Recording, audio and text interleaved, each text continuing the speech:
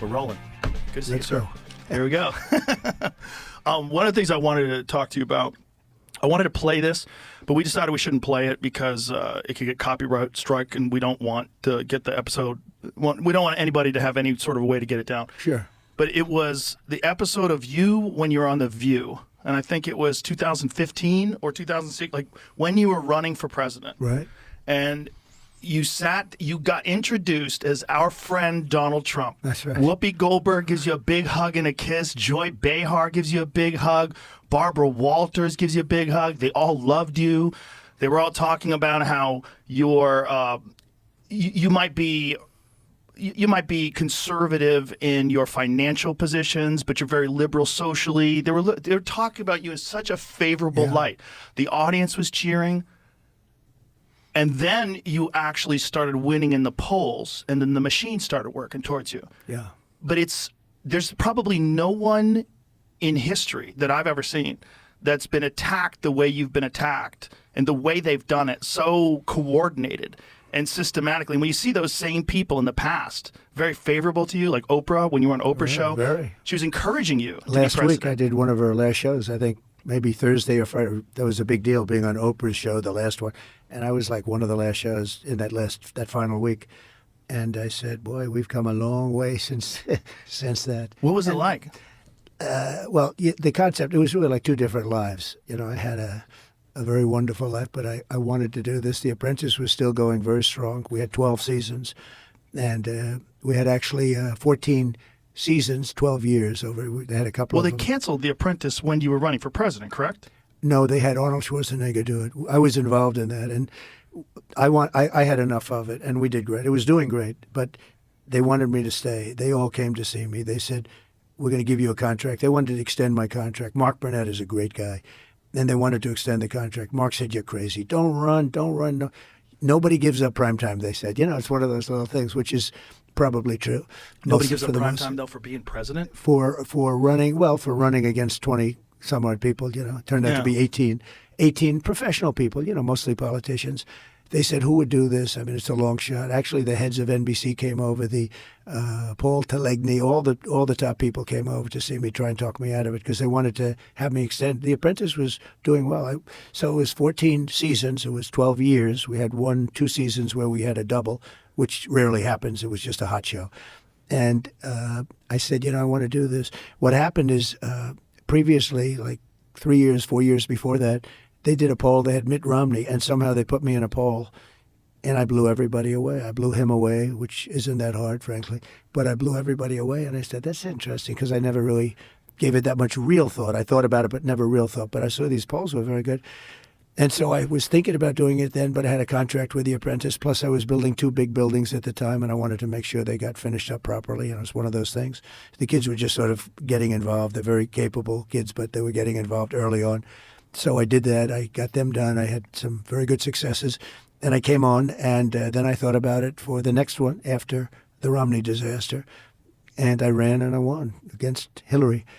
It was quite an experience, but it was a different life, because you're right, The View. I was on The View many, many times, and they loved me. Just the way people would talk. I mean, even if people had criticisms about you, people that didn't like you, there was always feuds and stuff like that. But the reality was, the thing turned on you when they found out that you were going to be president. It was very coordinated. And some people are catching on to that now. There's a lot of people that were longtime Democrats, like Elon and Bill Ackman and all these different, very intelligent people. And they support me now. Bill Ackman supports me. He's been very supportive, too. This is what I wanted to ask you. What was it like when you actually got in? Because nobody really can prepare you for that. When you're running for president, you don't really know what it's going to be like when you actually get into office. What did you think it was going to be like? In office, or when I decided to run? So no, when you got in. When I was in. So when I was in and won and was in the White House, essentially. Yes. Well, first of all, it was very surreal. I would imagine. It's very interesting. When I got shot, it wasn't surreal. That should have been surreal. When I was laying on the ground, I knew exactly what was going on. I knew exactly where I was hit. They were saying you were hit all over the place because there was so much blood from the ear. You would know that better than anyone. When they get the ear torn up. Ears bleed a lot, They bleed. Anyway, so... And I was thinking the other day, when that happened, I really knew where I was. I knew exactly what happened. I said I wasn't hit anywhere else. With the presidency, it was a very surreal experience. Okay, Like, what's day one like? You So, win. yeah, You get inaugurated. so- Holy shit! I'm the president. yeah, that's what happened. So I'm driving down Pennsylvania Avenue. I just built a building on Pennsylvania. You know, the hotel, the old post office. It was. We called it Trump National Hotel, and we sold it to the Waldorf Astoria, and it was a wonderful thing. But I'm driving down. I'm passing the hotel. You've never seen so many motorcycles, police, military. You know, it was a major thing. I got off. Really, the first time I used Air Force One, landed. And we're coming down, and it was very beautiful. I mean, it was incredible. And we're going down Pennsylvania Avenue in the opposite direction. You know, normally you're used to going one way, and all of a sudden you're going the other way. The street was loaded up, and I wanted to go out, and I wanted to wave to everybody, but that wasn't smart. You know, the kid's a little bit dangerous, right? I mean, when you watch like Kennedy and some others, right? But I really felt, I don't know, the love was so crazy, and so I did get out of the car for a brief, you know, just for a very short walk. I thought it was very important to do. And Melania got out with a beautiful dress on that became sort of a staple. It was, people loved it. And Barron, and we're walking down the street. But where it really got amazing, we get to the White House, and now it's a little bit before dark, beautiful. And we went up to the president's quarters. They call them the presidential quarters. And I'm standing in this beautiful hallway. You know, it's funny, nobody ever talks about the White House as being beautiful inside. You know, you think it's going to be, everything's going to be all metal doors and stuff. It's not. It's so beautiful. I made my money largely on luxury. The hallway is like 25 feet wide. The ceiling heights are, you know, it's so beautiful. But I was standing there, and I said to the guys, I want to see the Lincoln bedroom. I had never seen the Lincoln bedroom. I'd heard about the Lincoln bedroom. And I was standing with my wife. I said, do you believe it? This is the Lincoln bedroom. I mean, it was like, it was amazing. Because it's, look, if you love the country, but here you are, the Lincoln bedroom. And the bed, you know, he was very tall. He was 6'6", which then would be like Barron. Right. Would be like Barron Trump. He's 6'9". But 6'6", he was very tall. Then on top of that, There it is. He wore that. Yeah, there it is. It's a long bed, elongated bed. And because people were shorter than you see, some of the chairs are very, very low to the ground, actually. But he had the long bed, and they had you had the Gettysburg Address right on that, right under that. You can't see it here, but right there, the original version of the Gettysburg Address. And this is the original. And I'm looking, and I just looked around. I said, "Do you believe this?" Because I was never a politician. First of all, even if you were a politician, but I was never a politician. I sort of just started, right? Right. And all of a sudden I'm standing in the White House. And it was very, very surreal. That room was so beautiful to me, much more beautiful than it actually is. You know, to me, when I looked at the bed, and the bed you could see it was a little bit longer, had to be a little bit longer. He lost his son, and they suffered, the two of them suffered from melancholia. They didn't call it depression. They called it melancholia. And they suffered from it. He was a very depressed guy, and she was a very depressed woman, more so than him.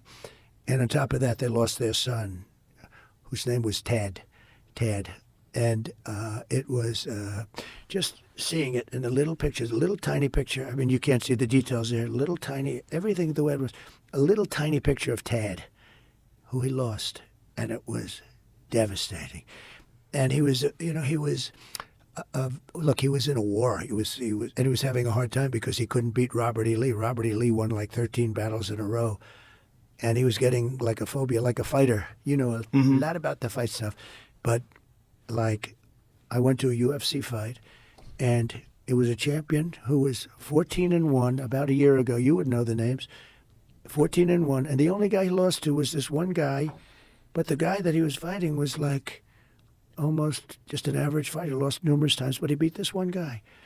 So I said, okay. I really don't know who you're talking about. I will figure it out. Okay. But about a year ago. But the point is that he lost. He wasn't nearly the fighter. But the one who was not nearly the fighter had beaten. He's the only guy that beat the champ, like 5 years before. And I said, I'll take the guy that won the other fight. And that's what happened. He beat him a second time. Sometimes Lincoln, psychological advantages. Yeah, what is this crazy thing? Lincoln had I don't know, I've never read this. I heard it from people in the White House who really understand what was going on with the whole life of the White House.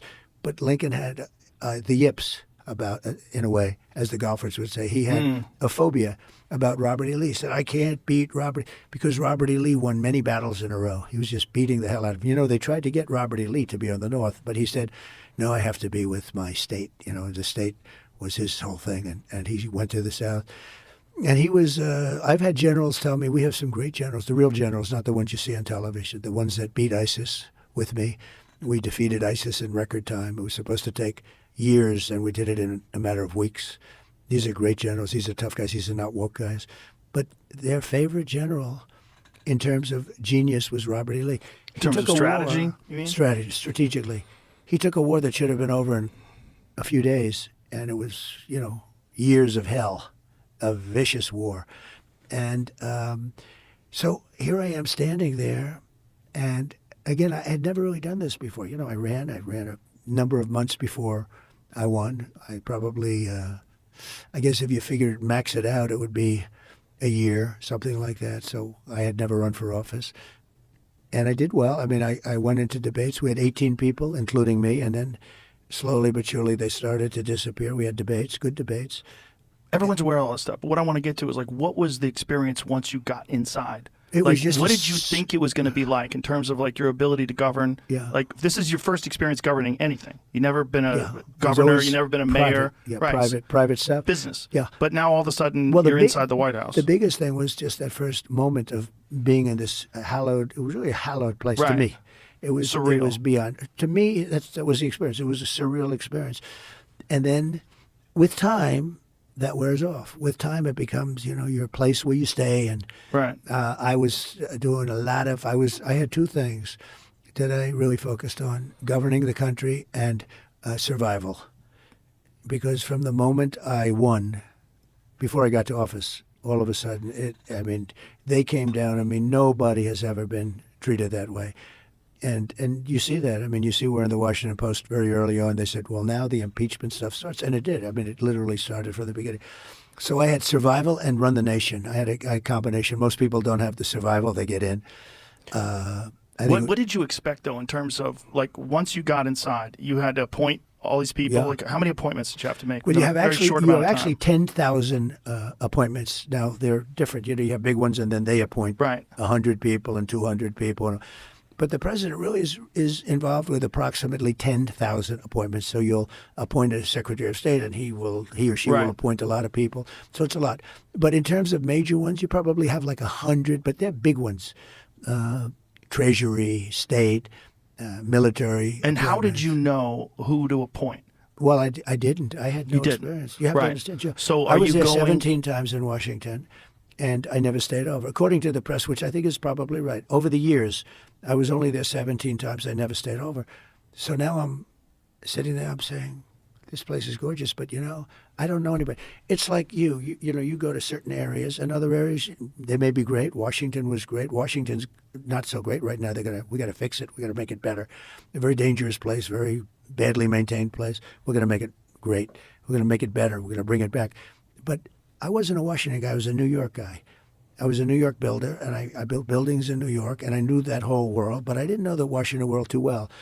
And all of a sudden, you're supposed to be appointing top people. So what did you think it was going to be like? Versus, like, did you have any ideas of what it was going to be like, and what was different? Well, I was always involved in politics, but usually from the standpoint of a donor. I was a donor. You know, I was a big donor. I gave money to politicians. I enjoyed politics. Mostly Democrats, right? Both, really, pretty much both. I have actually pictures of Ronald Reagan and me when I was very But young. you were a Democrat until, like, what year? I was a Democrat. I could get you the exact, but the early 90s. The early 90s. I switched over eventually. Actually, they had a reform party. I was thinking about doing that for a little while, but then fortunately I didn't because it's very hard. You know, it's a two-party system. And anytime you hear third party, I know you like RFK Jr. and so do I. He's a fantastic guy. I do, but I thought that whole being thing an is very independent tough. was nonsense. It doesn't work. It doesn't work because even if you do great, you're not going to get Congress. In other words, Right. you need now to say, okay, now I'll get half of Congress. They're never going to vote for you. So even if you got there, which is very hard, and I know how you feel about Bobby, and I feel the same way, and he's now with us. But it doesn't. It's pure and simple. It's a two-party system. Right. And somebody, I won't mention his name, but somebody spent $250 million trying to get the nomination as a Reform Party candidate or whatever, and they got just nowhere. you get eaten. You just get eaten. The system eats you alive. Right. So, so it was really somebody that not only was new to Washington, but was new to politics. So, in the office of the presidency, over the years, all those presidents, you've had 92% were politicians and 8% were generals. General Eisenhower, General Washington, right? General George Washington. You had generals. So it's 8% no admirals, 8% generals, and 92% politicians. You know, they're politicians and they go on. So they never had a business guy, or they never had a guy that wasn't elected to an office. They were all like Ronald Reagan was he was a movie actor, and then but he became the governor of California for I think 2 terms, and then he ran. So you'd never had a thing like this. But in terms of me, and sometimes I'd use it as an excuse, and I don't like having excuses actually, but I'd use it as an excuse. I had to rely on people that I respected or liked, but that I didn't know that well because I didn't know them that well. Some of those people I campaigned against because, when you have 18 people, we had mostly politicians running in the election, running in the primaries. And they got knocked out one by one, but I got to like some of them. Some of them I didn't like at all. I don't like them now. And I'd rely on them, and I'd rely on other people. So all of a sudden, people would come in, I'd like to recommend so-and-so to be Secretary of State. And I'd have 3, 4 people recommend. One thing I can tell you, Joe, everybody wants the position. Of course. No, but sometimes I'll hear, a lot of people don't want to work with Trump because Trump is tough to work with, et cetera. Let me tell you, everybody wants to be any one of these positions. They die for it. Of course. Now, they don't want to be known. I mean, there's a particular guy in New York, primarily, very big, very successful, very strong, very political, although he's not a politician. He'd give anything to be Secretary of State. But if they ask him, no, I don't think I would do it. But in the meantime, begging for it, okay, begging. I believe you. Everybody wants it. But what I wanted to by get the way, to- no matter what you do, but it's very dangerous to pick somebody outside of a politician because a politician's been basically vetted for years. Right. You pick a business guy, and they've never been vetted at all, and they're the head of a big company or something, but they've never been vetted. You know nothing about his personal life. You know nothing about Right. where he's been. When you put him in, it's a little bit dangerous because Right. all of a sudden they get checked up, and you hear things that you're saying, wow, this is not going to work out too well. So it's very dangerous. Picking people that are outside of politics is somewhat dangerous. So you're kind of stuck in a position where you have to pick established people. And then the problem with established people is established people are already indoctrinated into the system. And they're stiffs in many cases. They're Stiffs. stiffs. They're survivors. I find that, What do you mean by stiffs? When you say stiffs? a stiff, they don't have nothing. They have nothing. Or they're smart and survive. One little thing. So there was a congressman years before I ran, and I was very close to him. And I needed a license on something, and he was very important in getting the license. But it was a little bit controversial, the license, this particular thing that was being licensed. But I was close to this guy and helped him and everything else. And I went to him, I said, I'd like to have your help. And he said, let me take a look at it. I said, ooh, that's not too good. But I really hope you're going to help. Anyway, he tapped me along for a long period of time and ultimately didn't do it. And I said, you are a stiff. You could have done this thing so easy, et cetera. But it was controversial. He was in Congress for many years, like 28 years. And, there's a reason when somebody's there for 28 years, you got to be sort of smart. Right. You have A all survivor. the scandals. And I realized he was a survivor. And so they never do anything controversial. They never take any chances or speak their opinion that's outside of the... Yeah. Sometimes. And yet I don't disrespect him for it. So- I actually respected the guy more in a certain way. I said, Because he did survive. You know what? He's been there like for 28 years, and he made it through. A lot of people don't make it through. It's a good way for non-exceptional people to survive. It is. Yeah. I mean, it certainly is. So you're in there. You have 10,000 appointments you have to make.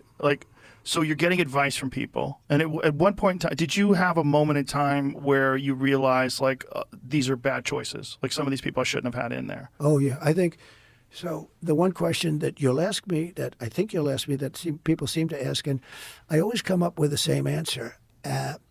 If the one mistake, because I had a lot of success, great economy, great everything. Everything was great. We the military, we rebuilt it, biggest tax cuts in history, all this stuff we did. We had a great presidency. 3 Supreme Court justices. Most people get none. You pick them young. This way they're there for 50 years, right? So, even if a president is there for 8 years, oftentimes they never have a chance. I had 3. It was sort of the luck of the draw. But I will say that it always comes back to the same answer.